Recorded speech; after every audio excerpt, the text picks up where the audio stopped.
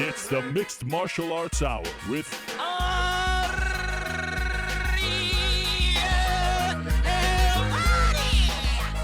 The Mixed Martial Arts Hour is back in your life on this Monday, July 4th, 2022. Hello again, everyone. I hope you're doing well. And yes, your eyes do not deceive you. This is actually history in the makings, my friend, because we are not in our usual locale. We are not in our New York City studio, but we are here with you because, of course, we had to be here, despite the fact that it's a national holiday in the United States. Everyone's off at the beach, working, doing their things.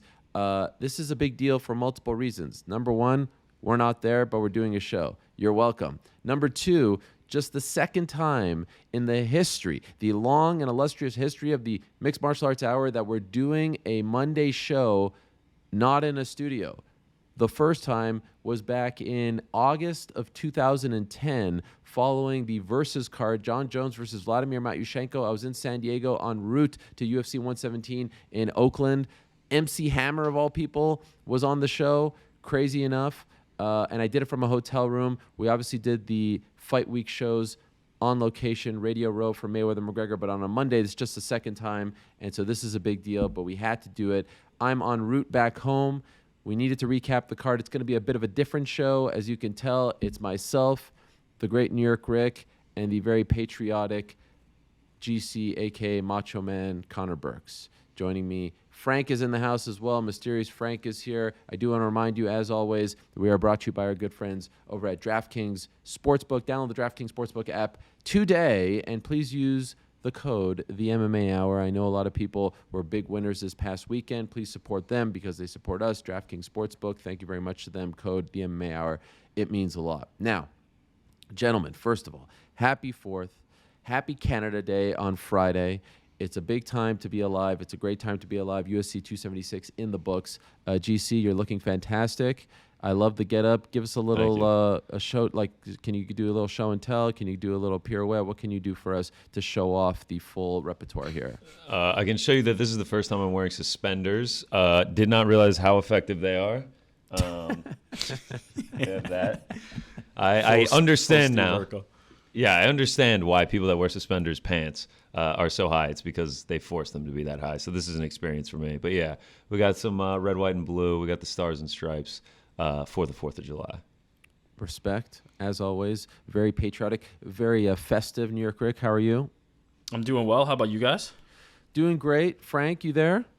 Oh, yeah. Wow, this is amazing. I feel like we're onto something here. I mean, this is special stuff. Again, it's different, but we couldn't leave you hanging. Some other people would be like, oh, day off, see you at the beach. I'll go hang out with Joey Chestnut and crew. Not this crew, all right? Not this crew. Too much to discuss. UFC 276. And I have to tell you guys something right off the bat.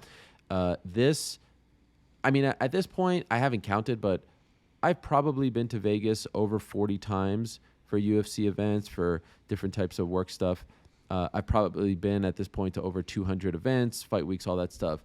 I feel very comfortable in saying top 3 greatest fight weeks of my career, and perhaps even top 1. I could make a very strong case for number 1 of all time. That's how much fun I had this week. And I'll explain why, if I can, off the bat. It's been a while. I haven't been to an event here in 2.5 years. And there was something very kind of symbolic, something very sentimental for me. The International Fight Week event last summer, Poirier-McGregor 3, I was not at. First McGregor fight that I was not at in the United States. And, just left ESPN, about to embark on a new journey. I will admit, a lot of FOMO. I think you were there, NewYorkRic, right? I was, yeah.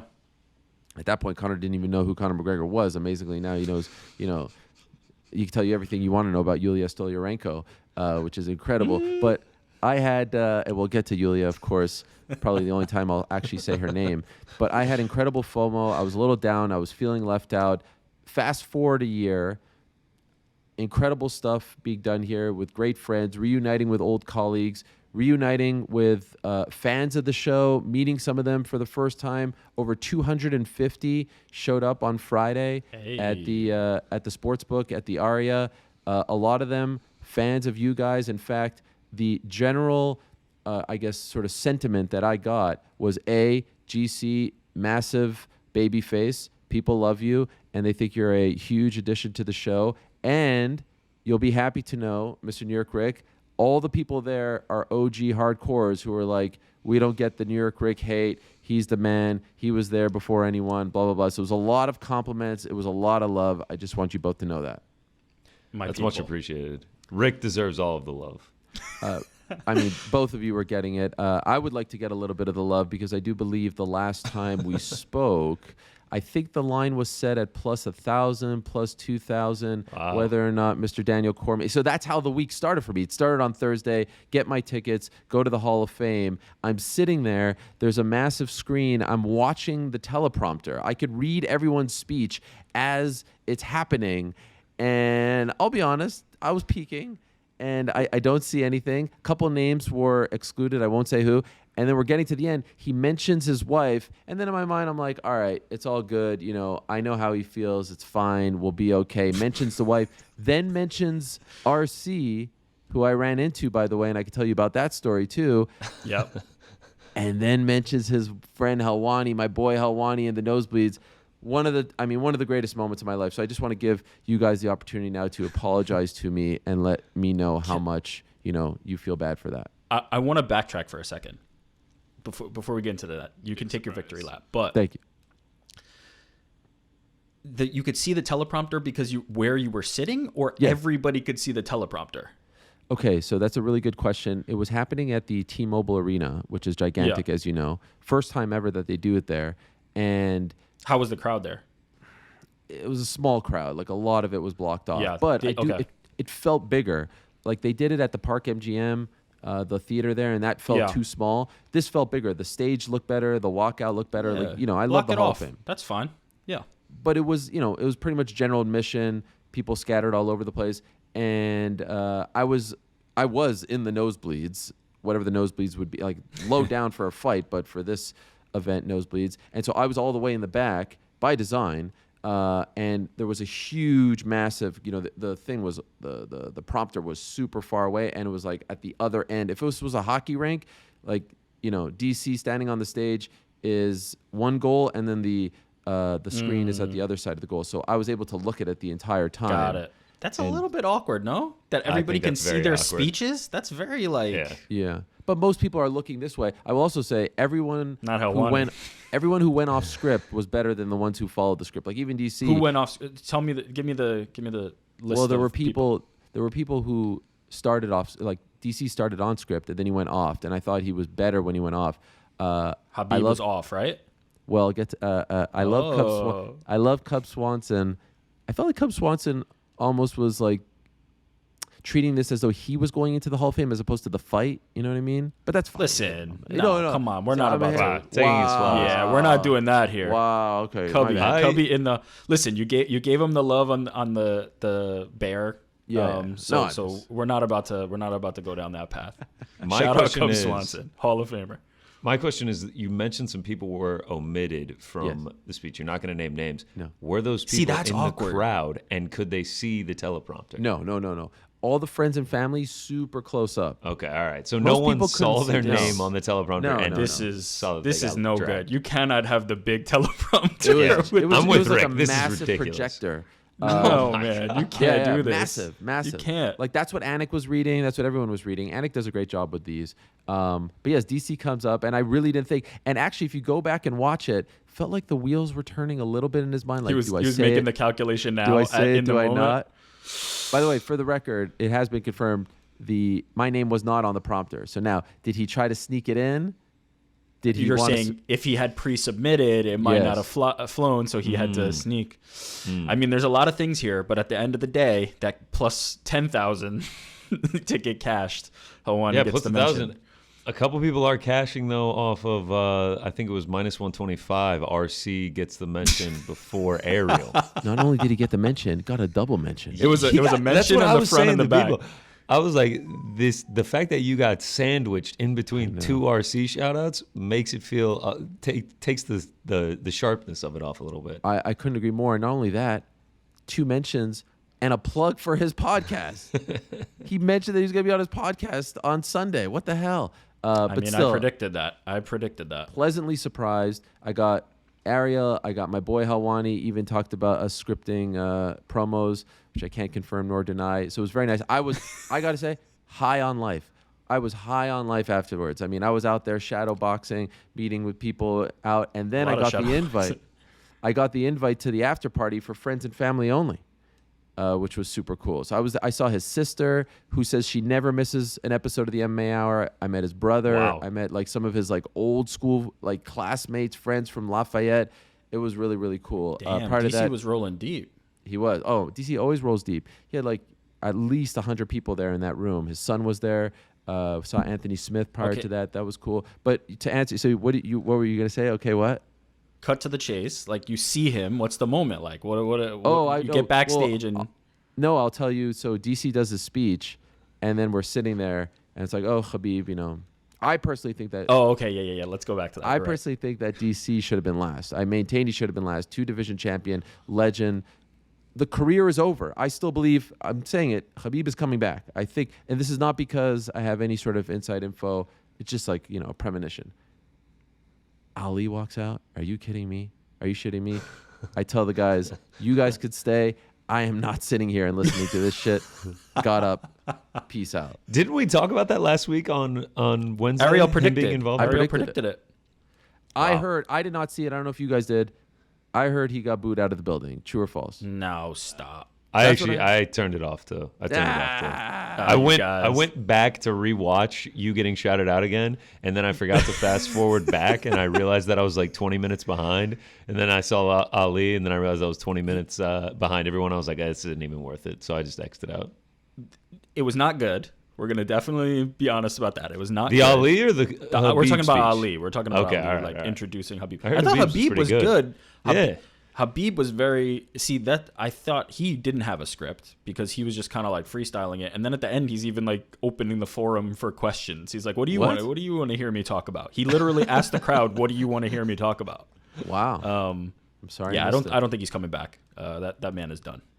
I'm with Rick here. It was nice. It was a great way to start the week. Then on Friday, I'm just kind of congratulations. Going through things. Thank you. It felt really good. And yes, I did see him afterwards. We hugged it out. I gave him a big kiss. We took a selfie. It was beautiful. I'm going chronologically here. Friday was another busy day, weigh-ins, all that stuff. But then we had the main event of the weekend, if you will, and it was the fan meetup. Like I said, we had 250 people there, a lot of the familiar fans of the show, excuse me, and this was the craziest part. So I'm there, guys, at 7:30 Pacific time. Gets to 10:30, I'm like, all right, first of all, I got to throw, any insecurities that I have about germs, there's a lot of shaking hands. It was a lot of, let me get in here for a picture. I just had to block it out of my mind. Luckily, I had COVID a couple of months ago, so I think I'm good. But it was, it's a lot to handle. But everyone couldn't have been nicer. I mean, the love, it's just, I can't even explain how nice it was. And 10:30, by the way, shout out to a lot of our media friends that showed up, including our very own Mike Heck, including our very own Jose Youngs. Mike Bond was there. Who else was there? Aaron Bronstetter was there. A couple of MMA luminaries like our good friend Danny Rubenstein was there. Sayat was there, manager and translator to the stars. It was great. A lot of people were hanging out. But then 10:30, okay, we're getting tired, going to eat. So if you could kind of picture this, there's the sports book is here, and then you could walk this way to go to the other end of the casino, or you can make a left to go to where we're staying, which was the Vidara. And I go with PT and Chuck to the left, and we're going to eat with TST as well. Going to eat. We walk this way to the left. Everyone just kind of disperses. I'm talking no more than 2 minutes after we walk away. Literally, it probably was less than 2 minutes. I get a call from our good friend Sandhu, Shamatkar Sandhu of BT Sport, and he's like, you got to come back right now. I was like, is everything okay? He's like, yes, come back right now. So I'm like, all right, guys, we got to go back. This is like a 2-second walk, right? And who's standing there after everyone had left? The great freaking Nathan Diaz, his manager, Zach, his videographer, Elijah, the whole crew. Nate's just like, what's up? Now everyone is gone. He shows up 3 minutes earlier. Everyone's still there. I didn't script this. I didn't plan on this. I didn't want anyone to miss out, but I was like, wow. And probably for him, for the best, because he wouldn't have, he was going to be, bothered and selfies and all that stuff. So we all go into the sports book, At this point, it's 11, 2 on the East Coast. All the games are done. There's no one at the sportsbook anymore. It's completely empty, but it's tucked away. We sat down and hang out with Diaz and his crew for 3 hours, holding court. One of the all-time great moments of my career. What do you have to say? What are your thoughts? Talk about how selfish this is. You're happy that the people left. You couldn't send out a tweet. Hey guys, you just left, but guess who just stopped by to come to this thing and see all of you people? Nate Diaz. Yeah, but was he there to see all the people? I don't think you so. show up to a public event. That's what you expect. I told the guys I felt bad, but I also want to respect him, and I don't want everyone, bothering him for selfies. And I think he was really comfortable. The interactions were great. There was one point, I won't say too much about where it was mostly off the record, but we were talking about like great videos. By the way, I could say this here. He's an old school fan of the MMA Beat. He was referencing MMA Beat conversations for back in the day. Nice. He was referencing the man in the shirt. He's like, I love that guy, the man in the shirt, Jeff Wagenheim. I couldn't believe it.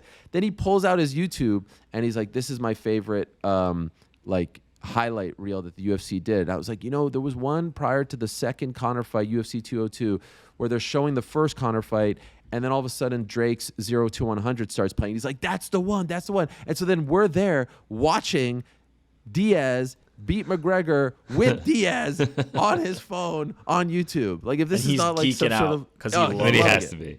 It was amazing. And then I start like hitting mitts. He's teaching me a couple of combos. Yeah. We saw that. How did the conversation transpire and lead to the point where you're shadowboxing Nate Diaz's hand? Like I saw some Modelo's on the table and stuff, but how does it get to that point? Look, as we know, Modelo brewed for those with the fighting spirit, so maybe it was in me a little bit. But we were talking about some of the recent 10-7s that I've had over people on social media and whatnot. And he's like, yeah, I know you've been training, man. He's like, let's see it. And we were just vibing out there. We were flowing. We were vibing.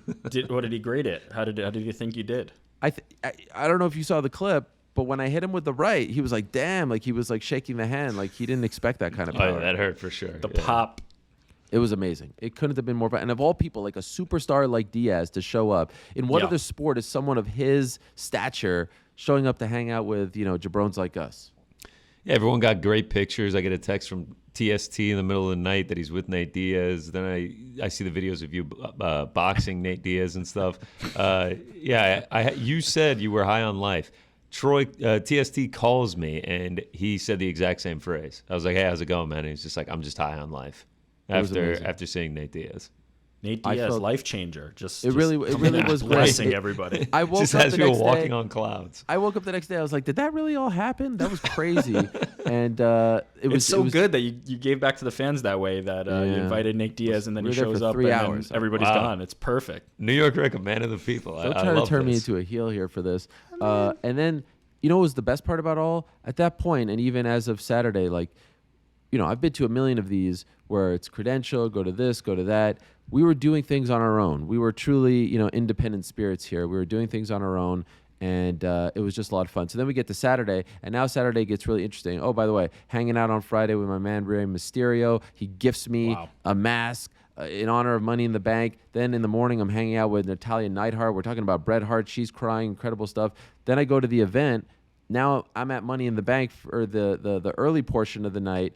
I'm in the back. Vince McMahon is there. I'm hobnobbing it up with Becky Lynch and crew. Liv Morgan wins the Money in the Bank. It's crazy. Bobby Lashley's like, what are you doing here?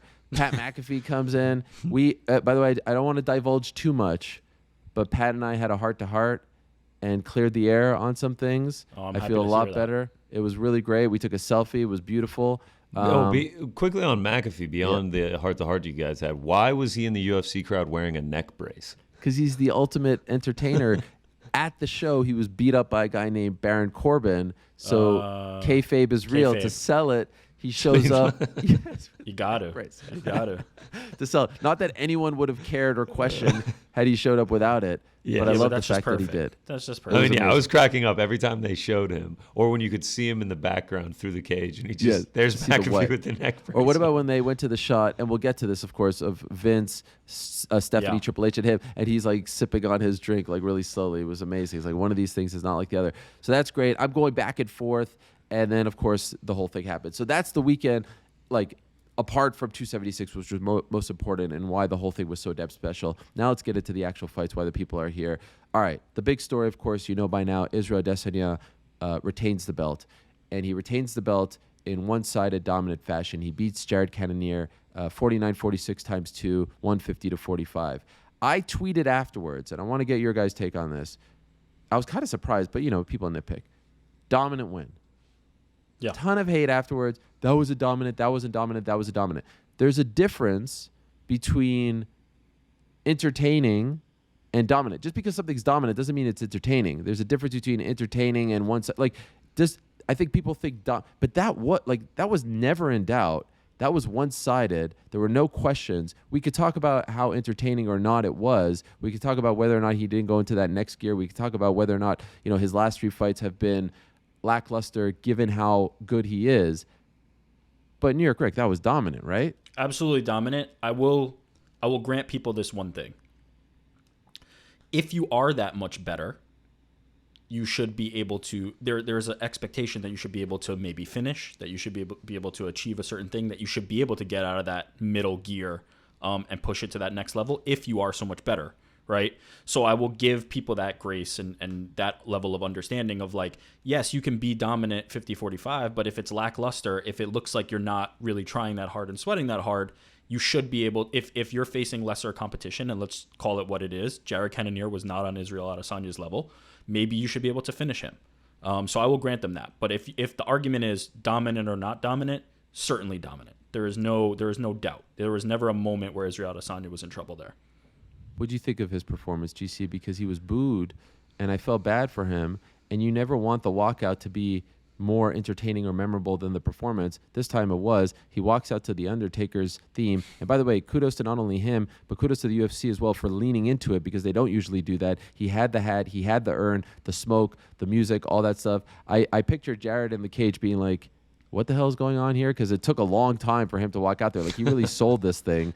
And not even knowing the fact that Vince McMahon and company were in attendance. What are the chances of that? By the way, who had on their bingo card that Vince McMahon would be in attendance at UFC 276 and not Dana White himself on vacation, incredibly so? That was crazy. Vince's first time at a UFC event. But overall, if you could grade his performance, the body of work, what would you say?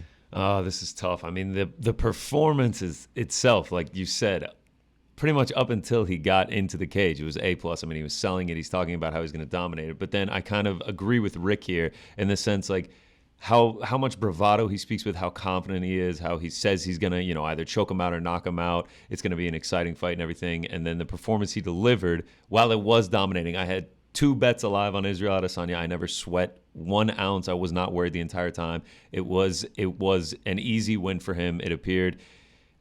The entertainment value of it was lacking. Like I similar to the Danny Sabatello last week at Bellator, like it was, however you feel about it, especially Israel, he dominated, he got a 6th title defense. It was a boring fight. I don't really blame people on saying his last few performances have not been the most exciting, and maybe the next time he's in a main event, they won't look forward to the fight as much. I'd say like a Charles Oliveira fight or something. It's a big spot, but can you not make the case that a lot of that blame should go on Jared's shoulders? He's the guy trying to snatch the belt. Izzy's a counter striker, and maybe that style isn't always going to lend itself to great fights. But if Jared wasn't really going for broke, even when it was very clear that he was losing the fight in the championship round. So I have a hard time blaming Izzy, because if Jared goes for broke or if Jared pushes the pace a little bit, I feel like we get a better fight. Yeah, no, Jared is as much or more to blame than Izzy. Absolutely, no doubt. But it feels like no one's blaming Jared. It feels like everyone's blaming Izzy. Well, I don't think anyone is blaming Jared. Yes. Yeah, but that's what's naturally going to happen. Israel's the champion. Israel's the one who's on the marquee. Israel's the one who's saying, I'm going to do XYZ things, and I'm building this legacy and creating these moments. And that fight didn't deliver the excitement that was promised. But I have a hard time getting upset about a guy who's winning at the level that he's winning at against all opponents. Like, this man is running through the division at this point, and protecting his belt. I don't have a problem with it. And this is not a new phenomenon. Like, I know it feels like ancient history now, but there was a time where George St. Pierre and Anderson Silva were both dominating divisions, and the knock on George St. Pierre was that it was boring. He was boring, and that was a factor in a lot of people saying that Anderson Silva was better. Anderson Silva was facing different level of competition, in my opinion, but finishing them and showing that there are levels to the game, and there were people that were making the argument on that basis. I tend to think that entertainment, like the entertainment of a win, like how exciting a win is very, very dependent upon quality of competition. And Jared Cannonier is a very good fighter. But I will say, if Israel felt he was that many levels above, which he's been talking about for a long time, I think there probably could have been opportunities to finish if he took a little more risk. But I'm not going to ding him for not taking that risk. I have no issue with it. You know, it's interesting that you just brought up GSP, because I was just about to ask you guys this question. When GSP lost to Matt Serra, UFC 69, I know it was a knockout. The talk afterwards was, to a degree, that loss changed him as a fighter because he took less chances. He didn't want to lose. Yeah. He didn't want to feel that feeling that you get when you lose. And so is there a case to be made, GC, that the Jan Blachowicz loss, which at the time I thought in retrospect was a mistake to move up, you're so dominant, now some of the shine is off your career, you don't have the O on the record, you miscalculated the weight.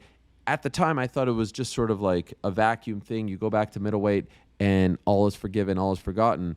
Since that, the three performances weren't really beloved by the fans. Vettori, Whitaker too, and then this one. Is it possible that you could make the case that the Jan Blachowicz fight has now changed Izzy as a fighter? He didn't get knocked out, but he lost. Doesn't want to feel that again. Has handled it well. Even says he doesn't like that the UFC calls him undefeated at middleweight. He owns it. He says losing is a part of it. But just mentally, I wonder if it has changed him. I don't think so. Especially because he didn't get knocked out. He basically just got beaten over the course of the 5 rounds.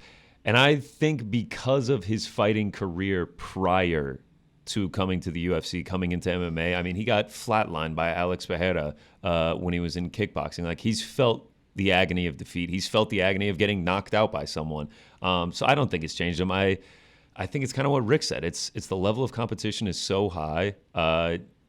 He's not, he doesn't catch these opponents with knockouts. I think he's just a high IQ fighter, because I agree with Rick. I don't have any issues with Adesanya doing this. Like, he's a champion. He's defending the belt in dominant fashion, and he will continue to do so until someone stops him. So yeah, I don't think it's changed him. I think he's just not getting finishes in his last 3 fights. Can I just add one more thing, which is, Please. And I think this has happened with John Jones a lot.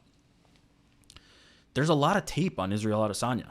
The man's been fighting in the UFC for a good amount of time now. Now, listen, it's not like he's, a 10-year veteran, but he's very active. He's very busy. There's a lot of tape for these guys to watch. And as that happens, as you progress in your career, that means there's lots more opportunities for people to break down your game.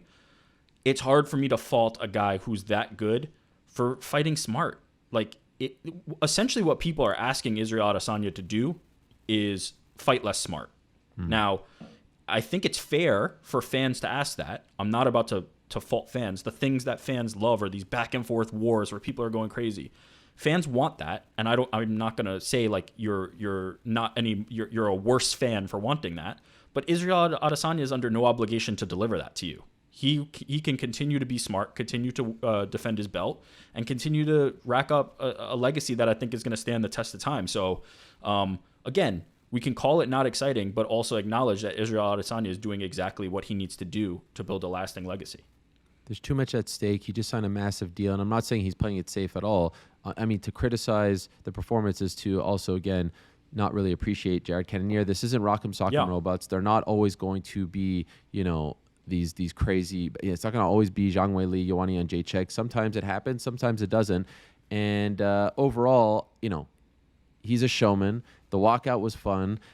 He tries his best to put on a show. Everything about him, as far as the interviews, the build-up to the fights, all that is all fun.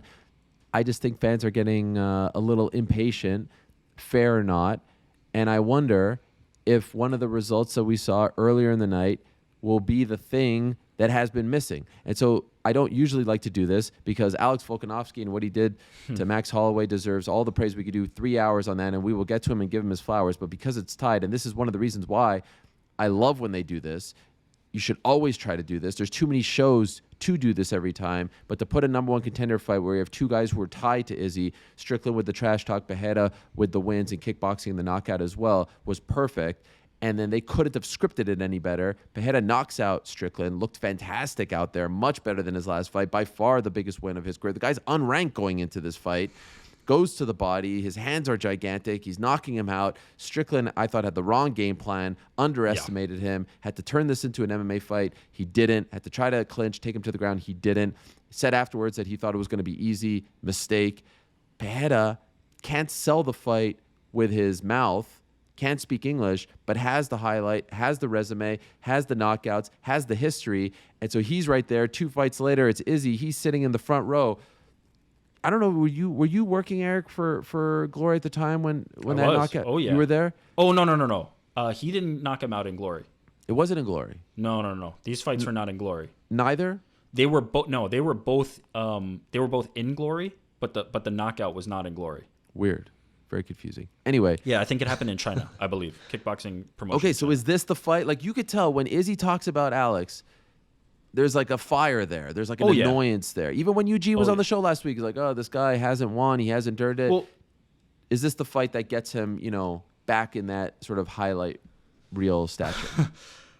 I'm going to say no. And I say that from the perspective of, yes, I think this is the fight to make. Yes, I think Alex has built this properly, and having 2 wins over him is you're fast-tracked.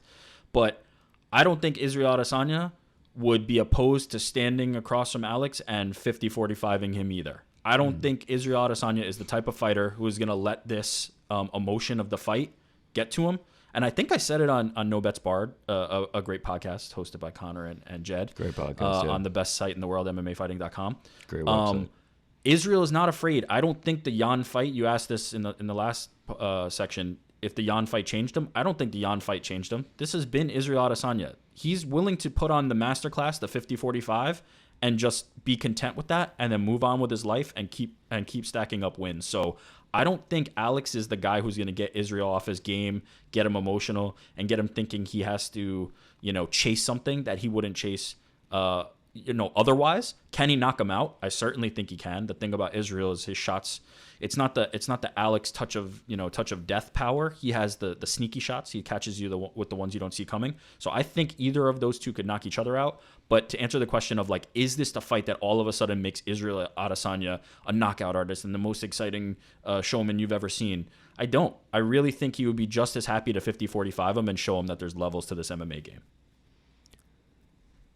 I don't know if it would be a 50-45. I mean, they fought twice. Alex has won both times, and I just feel like Alex is striking, maybe not on the same level as Adesanya. It's up there. I can't imagine anyone's going to go for a takedown. I feel like it's going to be a close fight. I feel like this is a fight where instead of the build-up, instead of the walkouts being all the entertainment, and then it's kind of a dud when it gets to it, I feel like the build-up isn't going to be that great other than the fact that this will be their third fight. Izzy lost the first 2, and then the fight itself will bring the entertainment. I think it's going to be an incredibly exciting fight. I can't say that Izzy's going to get a finish or like what Rick said, he's just going to become a knockout artist because of this, but I think it could turn into one of those fights where it's a back-and-forth affair across the 5 rounds. I just want to clarify one thing. I'm saying he would be content with that. I think, to your point, I think it would be closer. And you mentioned, their striking credentials. Alex has way more is way more of a decorated top-level kickboxer than Israel Adesanya. Israel has more fights and fought for a good amount of time, but as far as at the glory at that highest level, Alex achieved some things in terms of championships that Israel didn't touch. Now, that honestly, you have to throw some of that out the door when it comes to MMA. You got guys like Gokhan Saki coming over, and it's just it's a completely different game. But these are 2 of the best strikers in the world, no doubt in my mind. I'm no kickboxing expert. You are. Is it fair to say Alex was a better or had a better kickboxing career than Izzy did? At the top level, if you're looking for the number of fights Israel Adesanya had, and this happens a lot in kickboxing, you have to be impressed by that, the career longevity. But Alex, when he got to the highest level, because he started in boxing and then came over to kickboxing, had a shorter kickboxing career. Once he did come over, he was able to capture the middleweight and the light heavyweight championships in Glory. That is something. Israel didn't win the championship while in Glory. Now, granted, shortly after that, he made the transition to MMA. If he stuck around, there's no telling he might have been able to get back to that level. I would argue yes, he would. But decoration, like championships, hardware, Alex had the superior, like elite level career. By the way, GC, perhaps a stupid question given their MMA careers. I mean, again, crazy to think Alex wasn't ranked going into this fight. And to be clear, he is 1,000% the fight to make. This couldn't have been scripted any better. But who's the favorite going into this fight considering the 2 losses in kickboxing? It's going to be Izzy, right? Izzy's already the favorite. Big? I believe he's minus 160. No, it's already out? This is one of the shortest favorites he's been in several fights. Wow. And what is Alex? I'm putting you on the spot here. So right now it is Israel Adesanya. You can get him at minus 163. Pereira coming back at plus 143. Whoa. Yeah. Wow. Wow. Okay. All right. So I guess it's fair. He should be the favorite. He's the champ. He's got more MMA experience. I can't wait for that fight. Again, you kind of wish selfishly that Alex could, hang in the trash talk department. He could go back because I think it's a lot of fun. Like Strickland did such a great job at that press conference on Thursday. I thought he did a masterful job. And all of a sudden, I think people were starting to change their minds about who they wanted to see Izzy fight next if he got by Jared. But the fact that he has those 2 wins, the fact that you could tell that it bothers Izzy, that people keep talking about the knockout and not watching the whole fight and all this stuff, I feel like the build to this one will be fun. Just to touch on that press conference for a second, it was a little bit sobering. Sean Strickland won the press conference, right? But man, did that not matter at all, right? Like everybody attaches this stuff about like getting inside people's heads. Look at this and look at that, and then it's like you still need to beat Alex, and we saw the result of that. So like, man, be careful with this like winning the press conference stuff. It really for doesn't. Sure. It really doesn't. No, for sure. And by the way, I think the UFC dodged a bullet. Like Sean, you can't have a guy fighting for the belt who speaks the way he speaks. He's on the edge. He's definitely on the edge. On the edge. Jesus. Maybe over. Argue he's over. Maybe over. So that's going to be tremendous. I hope we get it by the end of the year. It would be great if it's somewhere Australia, somewhere like that. I don't know if it's going to happen, but I can't wait for it. And if they sell it the right way, it'll be great. Let us talk about Mr. Alex Volkanovski because I thought he had the performance of the night. I thought that if we can, I will say that some people might not like this, but I don't really care. Can you tell the world, GC, what I said to you on Wednesday as we were leaving the studio? What did I say to you about this fight? You actually said it twice. You said it before the show and after the show. You said Volkanovski, lock of the card. Wow. You said you give Max Holloway 0% chance of winning the fight. That's what you said. You obviously... You didn't say this when Max went on the show. You wouldn't draft. Volkanovski was sitting there for you. Wouldn't draft him because of your fear of Holloway about to come on the show. But yes, you did say Volkanovski would win this fight. And yes, no, like you said it wouldn't even be close. I said 50 to 45. He said 0%, and I said wow. You said you thought there might even be a finish. Obviously there wasn't, but I mean. I honestly thought the domination was better than a finish. The way that he just It's funny how that applies for Alex, but then if Izzy does it, some people get up in arms, right? Like, okay, so I actually want to ask you that. What's the difference? Because it was 50 to 45, it was one-sided, but it felt like Max was at least going for it, so it made for a better fight, right? I think for me personally, sorry to cut you off, Rick, it was really just, I think it's just like the expectations. Like I think a lot of people expected a very close fight. They expected Max to show out, it to be razor thin. And with Izzy, it's expected that he's going to win. It's expected that he's going to dominate, and that's pretty much what he does. Just the way Volk went out there, and it was just like every round, it was like, all right, that's clearly a Volkanovski round, And then I actually really appreciated that all the judges, 50-45 across the board. There was no like Sal D'Amato giving a 48-47 or something like that. But I was so unbelievably impressed by that performance. It's the level of competition. Max Holloway is one of the best fighters of all time, still one of the pound for pound best in the world. Like the level of competition is completely different. We've seen what happens when Alexander Volkanovski fights somebody that's not on his level, and it looked like the Korean Zombie fight.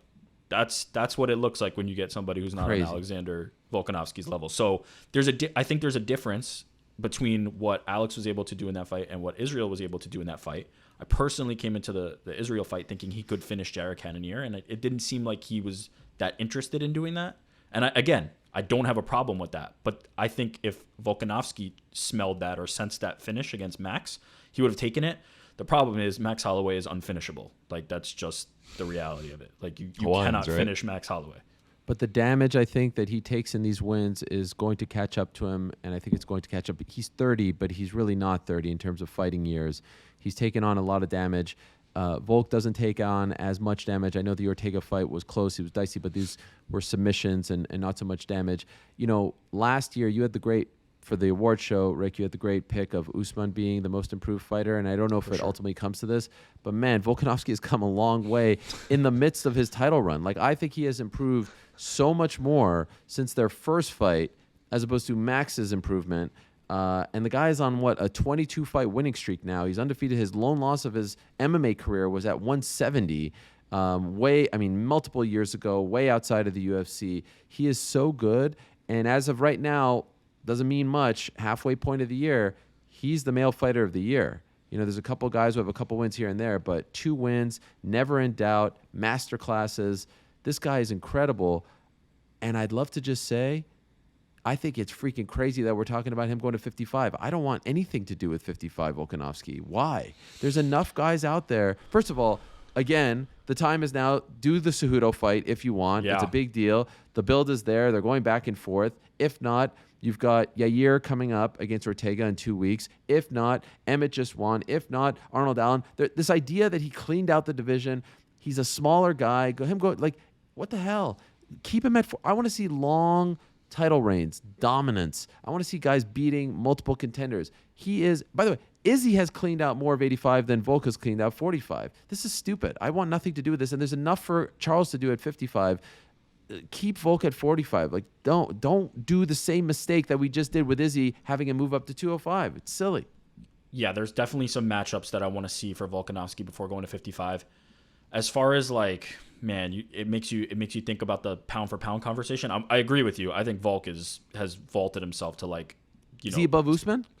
It's hard for me to do that, and the reason I'll say that is I don't think Volkanovski would have as much success at 55 as Usman might moving up to 85. And it comes down to that. It comes down to what's the essence, what's the heart of that pound for pound conversation?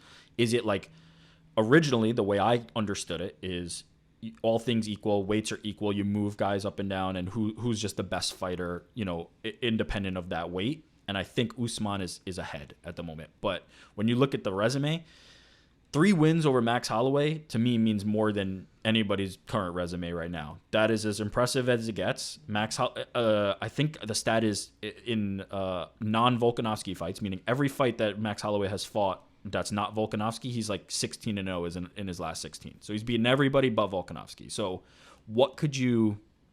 No, because he lost to Poirier. Must have been only at featherweight. Right.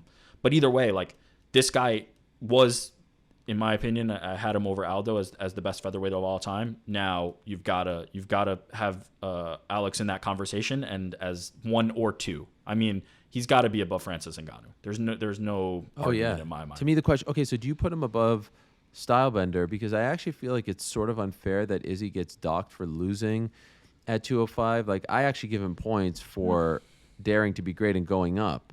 So again, semantics, who the hell cares? 2, 3, but I'm seeing a lot more people put Volk at 2. Usman, Volk, Izzy seems to be the general consensus right now. I think that's a fair ranking scale. I don't really know the order to put them in. You'd put Volk over or Usman? See, I don't know. That's what I'm saying. I don't know what order to put them in. I don't. I think you can make a case, by the way. I gotta be honest. You could absolutely make the case. I like the conversation and I hate the conversation at the same time. It's so irrelevant. They're just both so damn good. Who honestly cares? I care so little. The recency bias of coming off of that victory just days ago is I'm going to lean towards Volkanovski, but say Usman has a dominant performance against Leon Edwards. Ask me on August 21st how I feel. I'd probably say Usman. But yeah, I'm with Rick here. It really is it's irrelevant when it. The one thing I'll say is there's not somebody out there with 3 better wins than 3 wins over Max Holloway. That's what it comes down to. I think he's 23-7 in his career, so almost half of his professional losses are due to Alexander Volkanovski. Yeah, I mean that dude is incredible. Can I just say this? And I know this is sacrilegious, and I know people will quickly then say like, "Oh, you're being a hit." I was about to say it. It hits a little different when you're in a hotel room. So, but you compare his resume, Volkanovski's resume, to Khabib's resume, who just got inducted into the Hall of Fame, and I know he got inducted because he retired, quote unquote. I think Volkanovski's resume is more impressive. Like, just let's go. You could go tit for tat right now. His last fights. All right. One guy's Volkanovski's 25-1. So he had the one loss at 170. Yeah. Khabib retired at 29-0. Holloway, Gaethje, Zombie, Poirier, Ortega, McGregor, Holloway, Iaquinta, Holloway, Barbosa, Jose Aldo, Michael Johnson, Chad Mendes, Darrell Horcher, Darren Elkins, RDA, Jeremy Kennedy, Shane Young. Like, you could, this is as impressive as a resume, yet it doesn't feel like people talk about Volk in that light. Beating Holloway 3 times, Aldo. Yeah. It's the O. It's the Mayweather. Crazy. It's the Mayweather. Like, the O matters. The O matters. But if look, I mean, there's an easy way to figure that out is Khabib and Volkanovski fight. That's the easy way to figure that out. So you want to see 155? That's great. This came out of nowhere. Let me see it. You want to see him fight at 55? See, as I said, I think there's other champions who would have more success moving up than him. He's just so stocky. He's just so squat. His frame is not ideal for lightweight, in my opinion.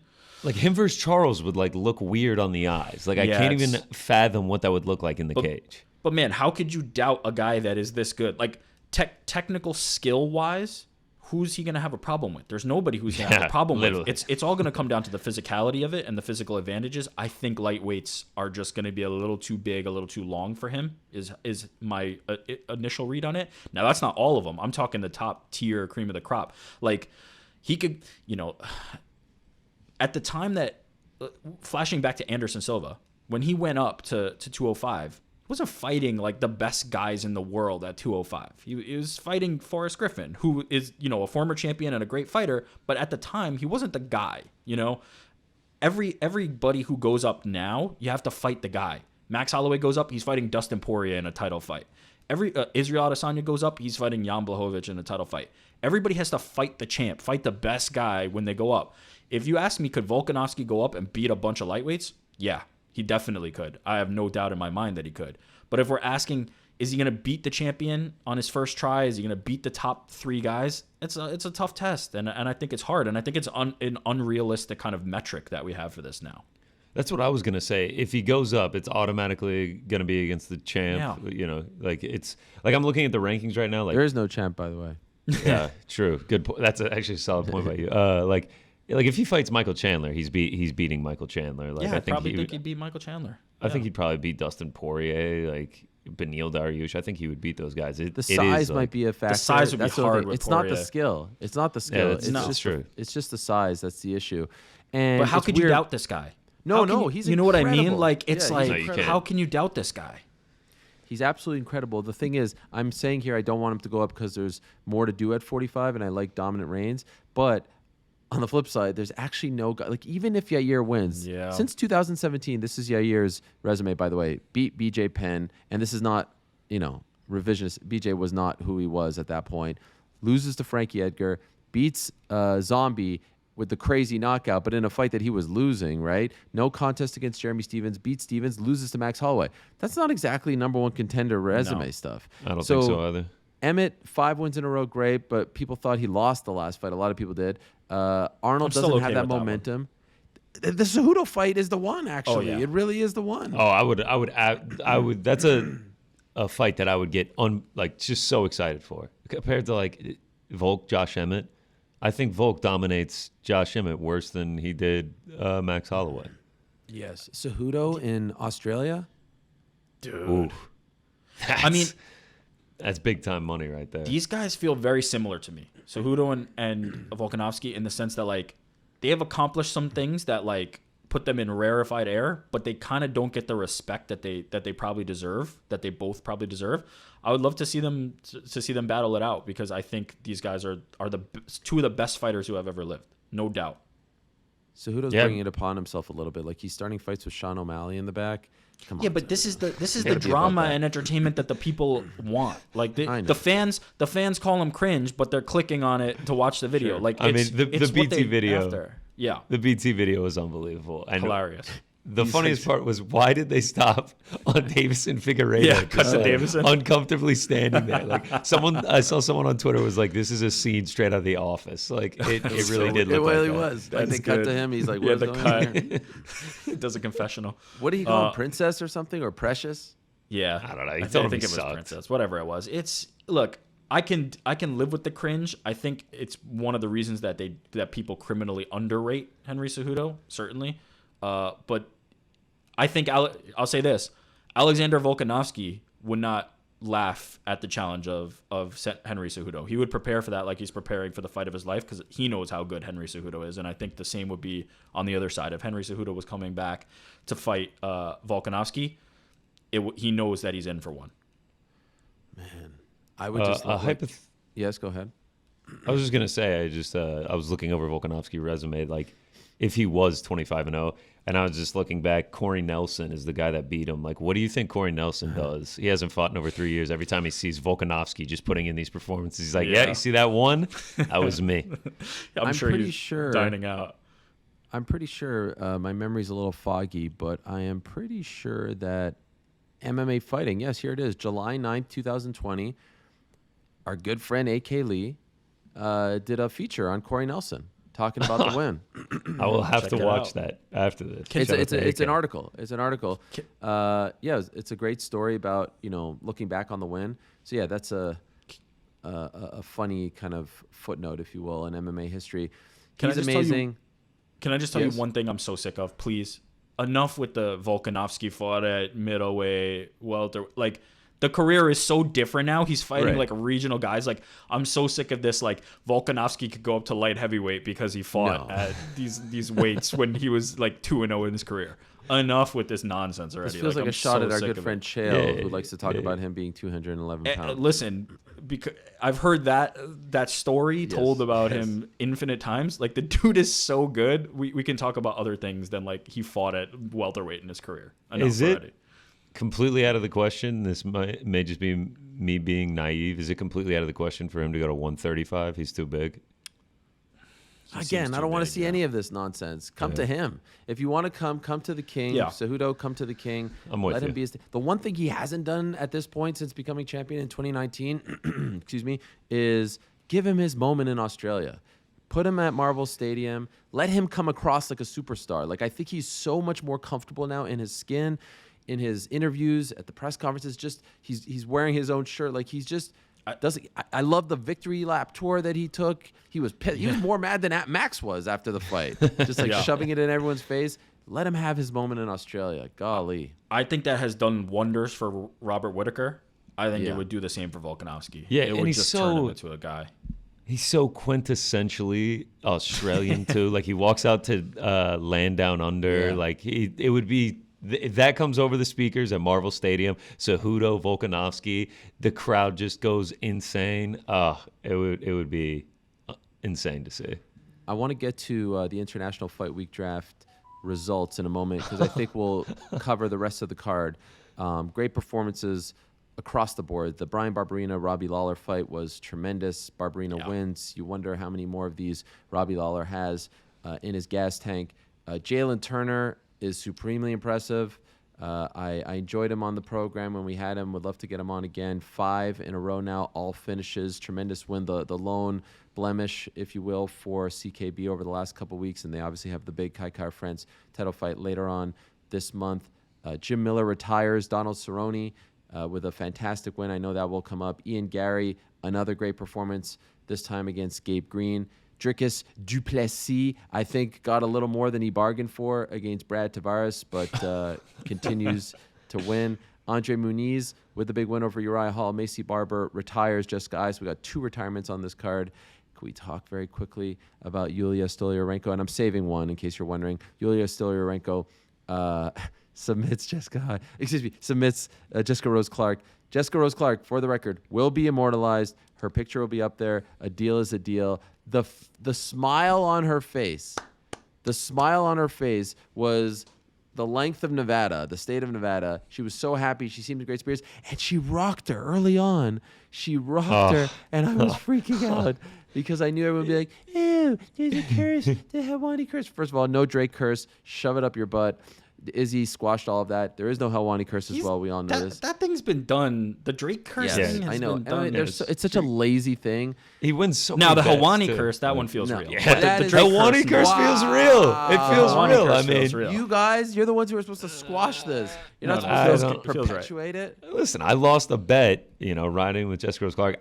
When she rocked her, you should have seen me in my living room. I almost touched the ceiling. I jumped so high.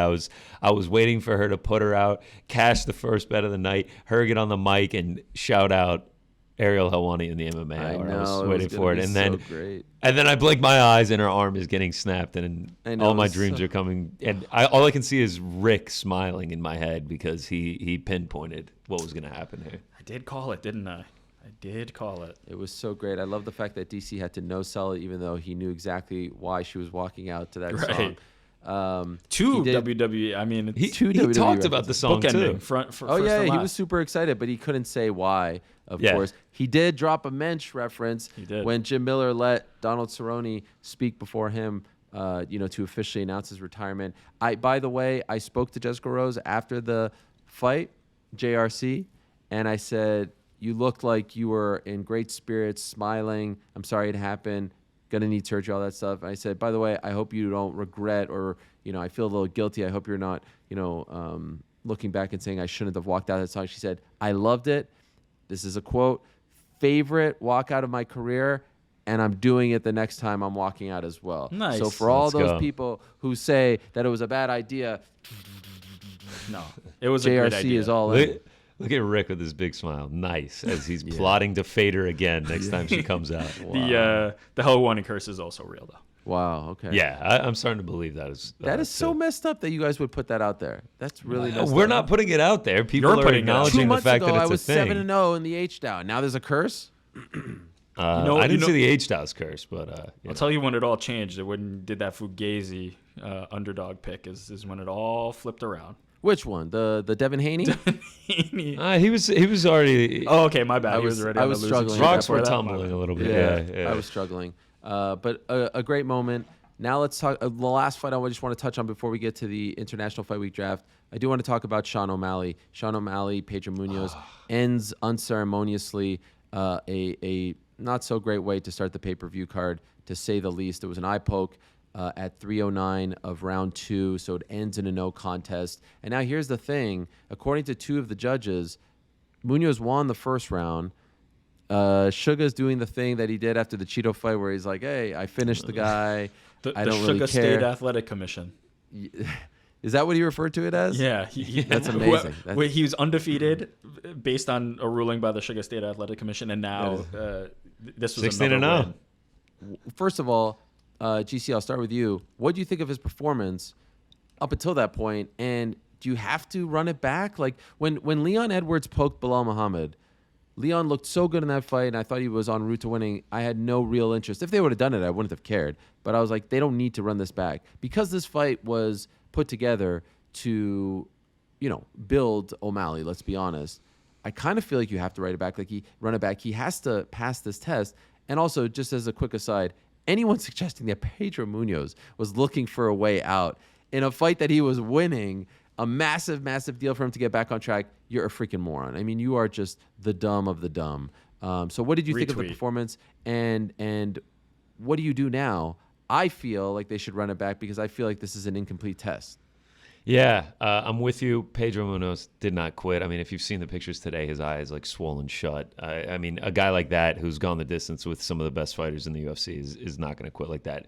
O'Malley's performance, I was not impressed. I was actually, because I bet on O'Malley, I was worried that whether or not he was going to win the fight. I mean, it was not an impressive performance. I am with you. I think you have to run it back. It doesn't really excite me, them running it back, but I do think you have to do it because we have to see if he can, in fact, pass this test. I mean, like you said, 2 of the 3 judges gave Munoz the first round, and there's no telling what was going to happen the rest of the fight. I'm okay with moving on. You really? You referred to Bilal and Leon. I think it's the exact type of situation that they would move on from. Neither of those were must-see fights. They were fights of circumstance. Bilal Muhammad and Leon Edwards is not some must-see matchup. That was just the best plan that they had at the moment. They have different plans for both of those guys now, right? Leon Edwards is fighting for a title. Bilal Muhammad's trying to get a contender fight. But in that fight, that was a Leon fight. This was a Sean fight. That's why I feel also, I don't agree with the assessment that like Leon Edwards looked like some kind of world beater after 1 round. Oh, really? It was fine. He looked fine. He was buzzing out there. He looked fine. It was not like I didn't come away from that going like, "Oh, Leon Edwards, I've never seen this guy before." It was fine. Oh. And I feel the same way about this fight. Like Pedro Munoz was fine. He had a decent first round, and that's all I'm taking away from it. It wasn't like some indictment on Sean O'Malley, nor did it make me think that Pedro Munoz was going to steamroll Sean O'Malley. I'm fine with moving on from it because I think, quite frankly, Sean O'Malley will be onto a bigger fight, and that's fine. What's the bigger I'm okay fight? with that. Is it the Song Corey winner? Is it the Marlon Dominic winner? Yeah, could be. Rob Font? Like, who's that fight? What do you mean? Like, those guys are like the names in the division. Yeah, it could be those guys. But considering the fact that he didn't look great, like you have to be smart about this, right? I don't agree with that, and I didn't agree with that on the Leon one either. You thought he looked great? I don't think he looked bad. I don't think he looked good or bad. It was. Did you think he lost the first round? I thought he lost the first round, but it's extremely premature. It's extremely premature. There was nothing to take away from that fight, and that's why it feels incomplete. Like, I didn't read anything into that. Nothing. Wow. I'm okay with moving on from it. I'm okay with moving on from it. It feels to me like an incomplete test. This was clearly designed as a test for him. But is Pedro Munoz the test or just a ranked guy, a good fighter, the test? I don't care that it does not have to be Pedro Munoz to me. I don't care about that fight. Doesn't Pedro deserve it? There's no animosity. Oh, come on. What?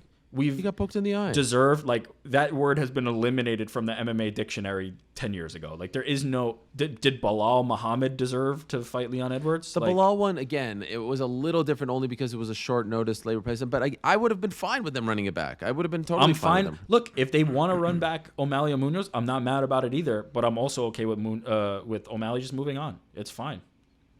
Do you think it's a bad look that he says, to me, it's a win, this and that? No, I think it's hilarious. Gimmick? It's the best gimmick running right now. Yeah. It's so funny. People get so mad about it. All right, it's great. So that threw a wrench in our International Fight Week draft. Without further ado, God, a huge wrench, man. Explain what happened. Give us the whole rundown. I don't really know who won, to be honest. Nobody won. That's why this got ruined like this. Connor, don't be pessimistic. Everybody won. That's actually that's great. I mean, it was entertainment. So, because of the Sean O'Malley no contest, I get 0 points for O'Malley. So with Andre Muniz, Volkanovski, both winning by decisions, and then back to PFL, Magomed Karimov and Ray Cooper getting finishes, I finished with 15 points. Ariel's team, Kayla Harrison, Dricus Duplessis. Before we do our points for a second. Sure.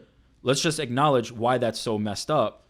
You got 0 points for a no contest. We got 0 points for losses. So like you didn't have an actual loss in that run. We just didn't decide like how we're gonna handle no contest, and I don't know if there's really like a better way to do it. But unfortunately, you get 0 points for that, even though we had losses that also. I feel like I should have pushed harder for like I get 1 point. You're not getting anything, but maybe in the future. Nope. I really do feel robbed here. I picked no losers, and you guys. So here's the thing. I mean, you had Jessica Rose Clark get finished in the first round. Okay, so that the irony is, had she have gone submitted in the second, I just get 0. Won. You would have won. I would have won. Yeah. Golly, she gets submitted. I get okay. So you had Andre Muniz, Volkanovski, Magomed Karimov, and Ray Cooper. All of those guys won. For O'Malley, you got 0.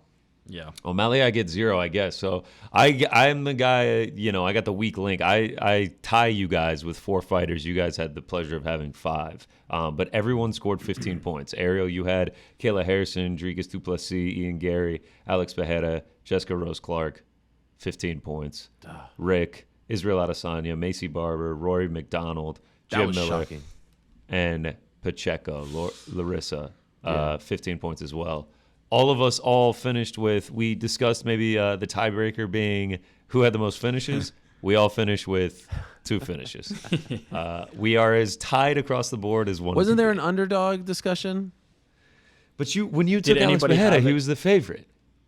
Who closed as the underdog? No, that you can't do that. Dude, but when you lock in a bet, pick, you can't do that. Yep. Yeah. That's crazy. Yeah, I'm with you. You don't think You're trying to fudge another underdog? This is your MO. Was there another underdog? No. Was we there all anyone wrote else the who closed as an underdog? No. I think I win. I think I win because I had a no contest. I think I win because I actually picked Sabadusi. I'm Volkanovski. I'm fighting with a broken hand. Oh yeah, shout out. We didn't even mention that. He said he broke his hand in the second round. That's crazy. Yeah. I really thought when we were texting for a moment there, I even think you thought I won because of the underdog. Is that not true? Someone said I won. For a brief moment. I think you said you won. Yeah, no, you said no, you won. You also claimed Rick won at one point with everyone still had 3 fighters left and you just texted us, Rick wins. I wanted to stop the count after the... Me too. After which one of the fights? It was, I think it was the third to last. Yeah, it was before the Pereira Izzy. fight. Yeah, the Pereira fight. No, before Volko. Yeah, did Ian Gary adopt his wife's What name? is that? What is that, dude? No, they explained it on the broadcast. I zoned out. I didn't hear it. Okay. What and they were hammering it home too. It's Layla, his wife's family's name. Yeah. And so he put it in the middle. And Wow. now that is that a common thing? I think the explanation was the children are living. There's two. It's a joining of 2 families. So now they're gonna share name, this and that. And what was it, Machado or something? Yeah. Yeah. It sounds like he's adopting a Brazilian. I think of Jean-Jacques Machado. Yeah. I thought he got a new nickname. He dropped the future. Victor Gracie. Yes, he's Daniel Gracie. No, Daniel I'm saying Gracie. remember when Vitor Yeah, was Vitor. Yeah. But Daniel Gracie married a Gracie and took the Gracie name. That's right. she's- That's right. She's also Machado Gary as well. Yeah. She's Layla Machado Gary. He's Ian Machado Gary. Yeah. So I've seen, and by the way, no judgment. It's 2022. Do whatever the hell you want. I've seen people do that, right? I've seen, even my wife on her Hyphen. Yeah. or Yeah. you do the last name and then the new name, but I've not seen the husband do that. Listen, they want to have their family with the same name. I get it, dude. Yeah, there is no judgment. Whatever, whatever makes you. I happy. should have been paying more I attention missed the when they memo. explained I didn't it. know. I missed. You gotta watch the broadcast closer. They're doing. No, I no, missed right the there. hell out of the memo. Was there an announcement beforehand?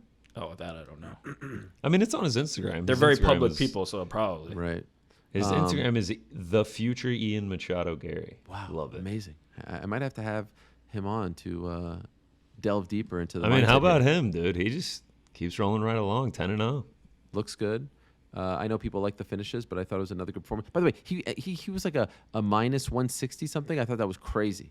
Oh yeah, yeah. He should Him have and been a much Jalen, Turner might have been Jalen Turner. and Volkanovski. Those were the easiest bets of the night. Those were just beautiful. So yeah, what- Jalen so, Turner's. So what is the something verdict special. on the? Well, by the way, shout out to the Verdict guys who I also was hanging out with, and they love you, of course.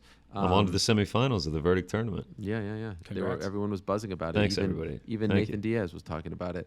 I heard, yeah. What's the verdict on the draft? We all won. I That's mean, it? this is It's a just a tie. push? This is a tie. Yeah, Wow. this is a push. We are all I champions. mean, what's a better ending than that? co-champions. You want somebody to Fine. lose? I mean, But this did you is order great. the trophy? No, it needs to be engraved. So what do? Do I get 3? Do All- I get 1 with all of our names All on of it? our names go on it, and we put it in the Yes. studio. Okay, all right, sweet. That's perfect. We I can put really that did behind you, Rick. That'll be your first Yeah, it's decoration. my first piece of Oh, swag. Let's do it. Perfect. I really did enjoy the draft, by the way, and I was wondering, is this I something didn't. that we should do? You didn't enjoy it?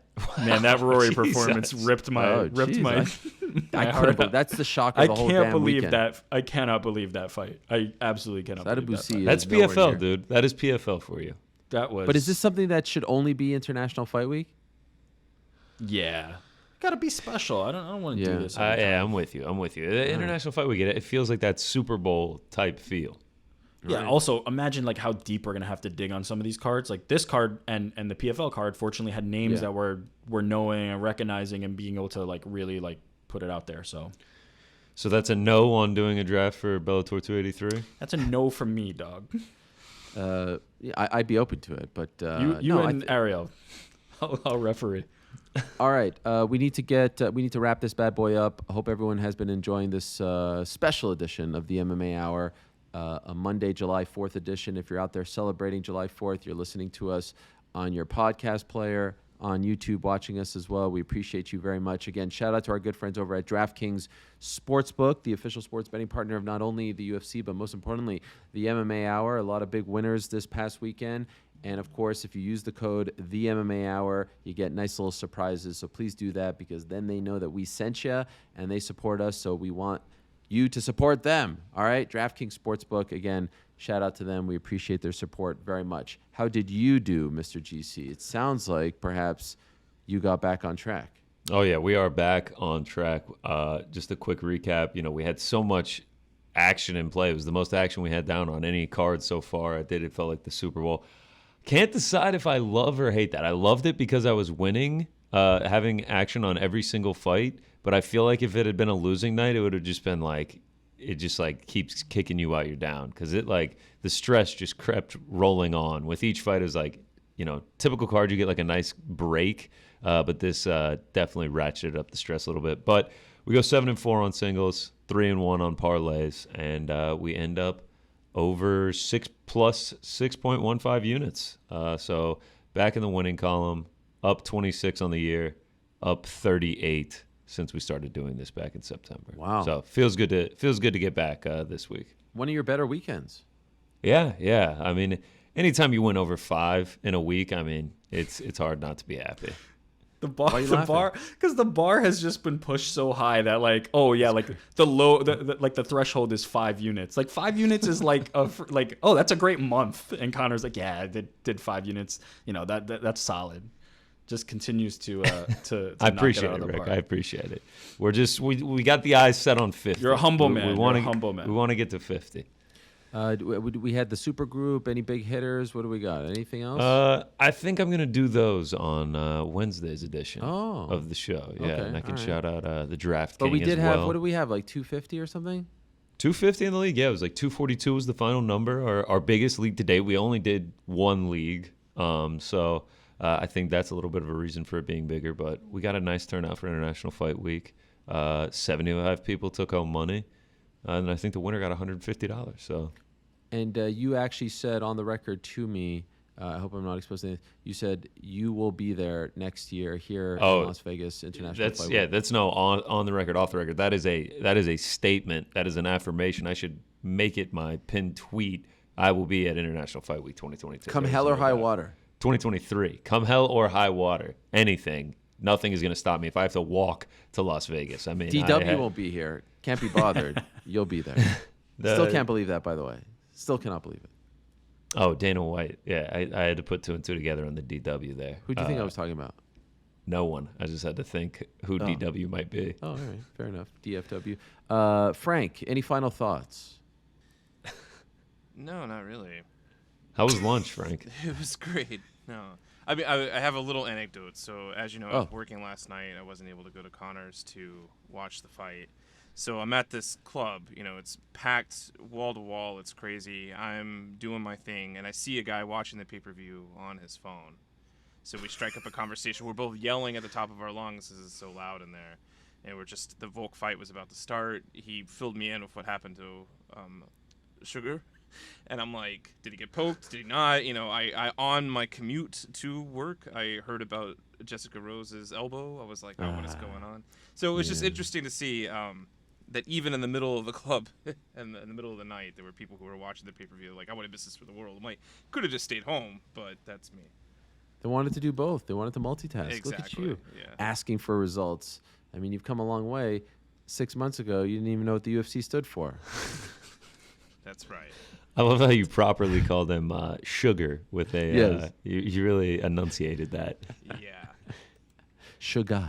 Can I just say we're over an hour into this, and it just hit me that Connor's been wearing this the whole time. It became so normal that now I just looked up and I was like, wait a minute.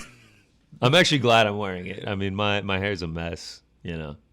it's nice to have this cover. I feel in disguise. It's very Macho Man circa 1992, 1993. I said to TST multiple times, oh, Connor would love this weekend. I mean, you would be waiting in line at UFC X, getting everyone's autographs, taking selfies with people at sports books all over town. You'd have too much swag to merchandise? Buy. How much merchandise? Oh, tons of merch. People walking around with bags. This is why I need to be there. Yeah, I need pictures. I need autographs. It was off the chain. It was unbelievable. It was so great to be back.